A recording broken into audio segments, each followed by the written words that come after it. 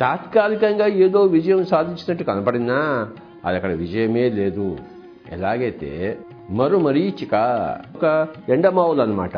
ఒక ఎడారిలో మనకి ఎక్కడో దూరంగా నీళ్లు ఉన్నట్టు కనబడుతుంది, కానీ అక్కడ నీళ్లు లేవు. ఆ భ్రమ. అనిత్యంలో జీవించే వాడికి నేనేదో జయంలో ఉన్నాను అనుకునే భ్రమ తప్ప నిజమైన జయము ఎక్కడా లేదు. అనిత్యంలో అసత్యంలో ఉండజాలదు. మరీచికవత్ అంటే ఈ అనిత్యంలో జీవించే వాళ్ళకి, మరి అసత్యంలో ఉండే వాళ్ళకి కలిగే ఆ యొక్క జయాలు అనుకుంటున్నవి అవి శుద్ధ భ్రమలు. మరీచికవత్ అంటే ఎండమావుల్లాగా భ్రమలు. అక్కడ మనకి నీరు కనపడుతుంటుంది, ఇలా అలలలో కనపడుతుంటాయి, కానీ అక్కడ పోతే అక్కడ నీరు లేనే లేదు, అంతా ఇసుకే, ఎడారే, మరుభూమి. భ్రమ కానిది సత్యము, సత్యము కానిది భ్రమ. భ్రమలో జీవిస్తున్నావా అథవా సత్యంలో జీవిస్తున్నావా?